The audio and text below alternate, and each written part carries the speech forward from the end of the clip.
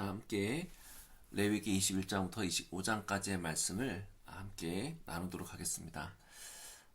레위기 21장부터 25장까지의 말씀은 얼핏 보기에는 제사장의 규례, 절기 규정, 또 안식일과 희년 등 서로 다른 주제를 다루는 것 같이 보이지만 사실 이 모든 율법의 규례들은 하나의 주제로 연결되어 있습니다. 바로 하나님께서는 당신의 백성이 하나님의 삶의 방식을 배우며 살기를 원하신다는 것입니다.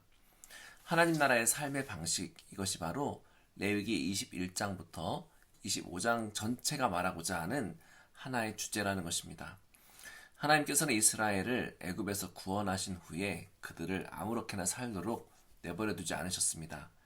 하나님께서는 하나님 나라의 삶의 방식을 이스라엘 백성들에게 가르쳐 주셨고 그것들을 지키게 하셨습니다. 다시 말하면 하나님께서는 구원받은 백성에게 세상의 질서대로 살아가는 것이 아니라 이제 하나님께서 다스리는 나라의 질서를 따라 살라고 우리를 초청하신 것입니다. 레위기 21장과 22장에서 하나님께서는 먼저 제사장의 거룩을 다루십니다. 제사장은 하나님 앞에 서는 사람, 하나님의 이름을 대신하여 백성 앞에 서는 사람이었습니다. 그래서 하나님께서는 그들에게 더 높은 수준의 거룩을 요구하십니다. 흠없는 제물과 같이 제사장도 흠없는 삶을 추구해야 한다는 것입니다.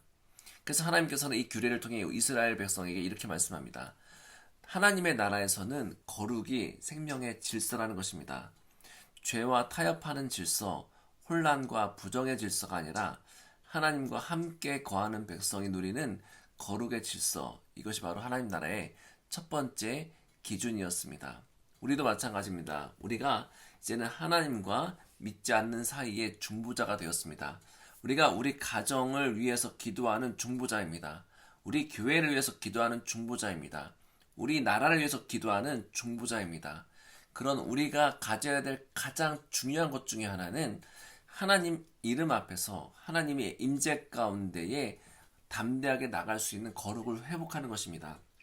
먼저 예수 그리스도의 피로 우리를 깨끗하게 할 것이고 성령의 능력으로 매일매일 우리의 인생 자체가 주님 앞에 거룩함과 깨끗함과 손과 발이 정결한 사람으로 살아가는 것, 그것을 위해서 매일매일 죄와 싸워 승리하는 것, 주님께서는 우리에게 그것들을 요구하고 계시다는 것입니다.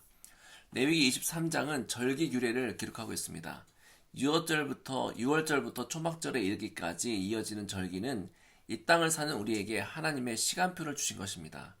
따라서 절기는 어떠한 단순한 종교적인 행사가 아니라 하나님 나라의 시간표를 따라 사는 훈련이라는 것입니다. 하나님께서는 절기를 통해 이스라엘에게 이렇게 가르치십니다. 너희들의 시간은 나의 시간이다. 너희들의 역사는 내가 인도하는 구속의 역사이다. 너희의 기쁨과 쉬는 날과 감사와 회개와 예배는 모두 내가 정한 삶의 틀 안에서 이루어져야 한다. 하나님의 나라의 질서는 시간을 사용하는 방식에서도 반드시 있어야 한다는 것입니다. 세상의 시간은 자기의 목표를 위해서 소비하고 자기 자신만을 위해서 소비하고 있지만은 하나님 나라의 시간은 하나님을 기억하고 하나님을 즐거워하며 하나님을 예배하고 하나님을 찬양하며 하나님께 기도하며 받은 은혜를 가지고 세상에 나가서 전하고 나누고 섬기는 일을 위해서 우리가 쓰임받도록 주님의 시간을 배워가야 한다는 것입니다. 그래서 우리가 절기를 통해 이스라엘이 하나님 나라의 시간 질서를 배워가는 것처럼 우리 역시 성령님의 말씀을 통해 성령님의 감화 감동을 통해 시간의 질서, 하나님 나라의 시간의 질서를 배워가야 한다는 것입니다. 세월이 빠르게 지나갑니다. 때가 악합니다. 반드시 우리는 이 시간을 아끼는 시간, 그런 하나님의 백성이 되어야 한다는 것입니다. 레위기 24장은 등불과 진설병의 규례를 기록하면서 성수에서 하나님의 임재가 끊임없이 밝게 비추는 삶을 보여줍니다. 하나님의 나라에서는 하나님의 빛이 항상 켜져 있고 하나님의 임재가 삶의 중심에 자리합니다. 하나님의 백성은 그 빛 아래에 살고 있으며 그 빛을 따라 걸어갑니다. 이것 또한 하나님 나라의 질서입니다. 하나님의 나라에서는 어둠이 주인이 되지 못하고 진리와 거룩함의 빛이 백성의 길을 이끈다라는 것입니다. 그리고 마지막으로 레위기 25장은 하나님 나라의 질서가 가장 깊이 넓게 드러나는 장입니다. 거기에는 안식일이 나오고 안식년이 나오고 희년이 나옵니다. 주님께서는 이 안식일, 안식년, 희년을 통해서 이스라엘에게 세계 경제 구조와 완전히 다른 질서를 가르치고 계십니다. 이 세상은 소유하고 힘을 통해서 그것을 통해서 빼앗아서 자기 것을 쌓아두고 서로 경쟁하고 오히려 약자를 희생시키는 방식, 특별히 현대에 들어와서 더욱더 질서가 잡히는 것 같지만 폭력의 나라로 야만의 시대로 돌아가는 그런 분위기, 이런 것들이 다 무슨 이유 때문에 그러냐면 세상의 가치 자체가 하나님의 사상과 하나님의 질서와 정반대로 가기 때문에 그렇습니다. 그러나 하나님 나라의 질서는 전혀 다릅니다. 하나님 나라에서는 이 모든 땅의 주인, 통치하시는 분이 바로 하나님이시라는 것입니다. 모든 경제와 모든 부와 모든 것들이 다 하나님이시라는 것입니다. 따라서 우리는 그 모든 경제의 모든 것들의 소유자가 아니라 바로 청직이라는 것입니다. 그래서 하나님께서는 안식년을 주셔서 사람이 땅을 착취하지 못하게 하셨고 땅의 쉼을 얻도록 하신 것입니다. 그리고 희년에는 잃어버렸던 땅이 본래의 주인에게 돌아가게 되고 빚 때문에 종이 되었던 자가 다시 한번 자유를 얻게 되었으며 모든 관계가 회복과 새 출발의 은혜를 누리게 하셨습니다. 희년은 하나님 나라의 정의와 자비와 긍휼이 한꺼번에 드러나는 그런 놀라운 해입니다. 하나님께서는 희년을 통해 이렇게 말씀하십니다. 이제 내 나라에서 억눌림은 끝났다. 내 나라에서 다시 한번 회복이 이루어질 것이다. 내 나라에서 모든 것들이 다시 한번 제자리로 돌아갈 것이라는 것입니다. 제사장의 거룩, 절기의 시간표, 안식년의 쉼, 희년의 회복, 이 모든 것은 서로 다른 내용을 이야기하는 것이 아니라 하나의 큰 이야기, 하나의 큰 줄기가 있습니다. 그 이야기는 바로 하나님 나라의 질서 안에서 살아가는 백성의 이야기라는 것입니다.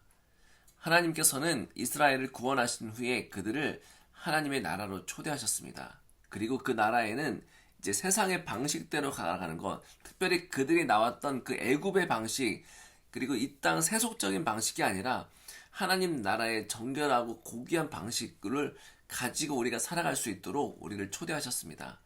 그 나라는 욕망의 나라가 아니라 은혜의 나라이며 그 나라는 경쟁의 나라가 아니라 사랑의 나라이고 그 나라는 폭력과 착취의 구조가 아니라 회복의 구조이며 그 나라는 매일매일의 일상이 피곤함에 쩌드는 그런 문화가 아니라 안식과 평안의 문화라는 것입니다.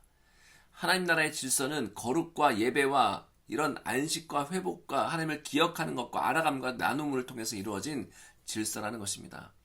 그리고 놀랍게도 예수 그리스도께서 이 땅 가운데 오심으로 이 놀라운 하나님의 나라가 우리 가운데 임하였고 그리고 하나님 나라의 삶의 방식이 우리에게 선물처럼 주어졌습니다.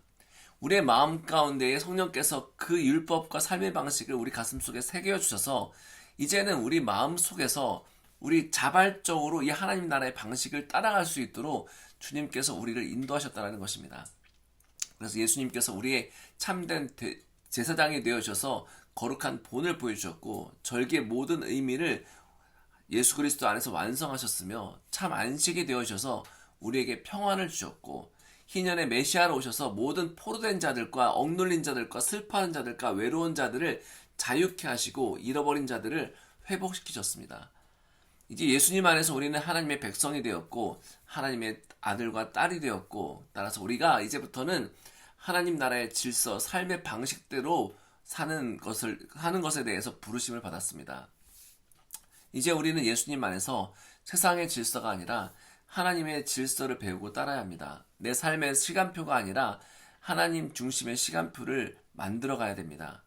내 마음이 제사장처럼 거룩을 사랑해야 되고 우리의 일상 속에서 안식일의 쉼과 희년의 회복이 흘러 넘쳐야 합니다. 그래서 하나님 나라의 삶의 방식이 나의 생각과 우리의 관계와 우리의 재정과 우리의 시간 속에 스며들어서 우리의 인생 자체가 예수님과 함께 하나가 되는 그런 인생을 살아가야 합니다. 그래서 우리는 이 아침에 다시 한번 기도해야 합니다. 성령님께서 우리의 마음을 다시 한번 감동시켜 주셔서 이제는 성령의 충만한 인생, 하나님 나라의 삶의 방식 따로 살아가는 인생, 주께서 주시는 하나님의 말씀이 내 삶 가운데에 완전히 젖어들어서 이제는 그냥 매일매일 살아가는 것이 아니라 하나님께서 원하시는 대로 살아가는 하나님의 뜻을 구하는 인생을 살아갈 수 있도록 우리가 간구해야 됩니다. 성령님의 도움 없이는 우리는 단 하나도 이룰 수 없습니다. 다시 한번 이 아침에 간절한 마음으로 주님께 부르짖고 기도하고 주의 말씀을 묵상하여서 정말 하나님께서 기뻐하시고 성령께서 인도하시고 그리고 이제는 이 복음을 귀하게 전하는 하나님의 심부름꾼 되는 귀한 우리 상속의 성도님들 되시기를 주님의 이름으로 축복합니다. 함께 기도하겠습니다. 살아계신 하나님 감사드립니다. 하나님께서 우리에게 하나님의 놀라운 구원을 이루셨고 이제는 우리가 하나님의 백성 가운데 백성으로서 어떻게 살아가야 되는지 하나하나 말씀해 주신 것을 감사드립니다. 주님, 우리의 귀가 어두워지고 눈이 어두워져서 하나님께서 우리에게 말씀하신 것들을 듣지도 못하고 보지도 못하는 어리석은 자들 되지 않게 하여 주옵시고 성령 하나님 다시 한번 우리에게 힘주시고 귀를 열어주시고 눈을 열어주셔서 이제는 하나님께서 우리에게 원하시는 뜻 하나님의 놀라운 은혜와 계획들을 볼 수 있는 눈과 하나님의 굉장히 비밀한 것들을 함께 공유하는 자들 예수님 하나님께서 우리를 너는 나의 친구가 되었으니 내가 너에게 모든 비밀한 것들을 깨닫게 하고 알게 하겠다라는 그 놀라운 하나님의 백성이 되게 주님 인도하여 주옵소서. 우리의 삶을 정결케 할 수 있도록 인도하여 주옵시고 우리의 인생 자체 억눌린 모든 삶이 다시 한번 회복되게 주님 인도하여 주옵시고 이제는 하나님이 세상의 지혜와 세상의 가치관이 아니라 하늘로부터 오는 성령께서 주시는 하나님의 지혜와 하나님의 모사와 하나님의 능력으로 살아가는 우리에게 한 상속의 성도님들 될 수 있도록 인도하여 주옵소서. 오직 우리에게는 주님밖에 없음을 다시 한번 고백하며 주님 우리를 붙들어 주시고 우리의 손을 잡아 주시고 우리와 함께 하여 주셔서 눈물 흘리는 자 외롭고 힘든 자 위로가 필요한 자들 주님 찾아가 주시고 그 아픈 자들 하나님 함께 하여 주셔서 이제는 주께서 낫게 하시고 위로하여 주시고 눈물을 닦아 주셔서 이제는 정말 하나님의 삶의 방식대로 기쁨과 평안과 희락이 넘치는 삶을 살아갈 수 있도록 주님 인도하여 주옵소서. 모든 것을 감사드리며 예수님의 이름으로 기도하였습니다. 아멘.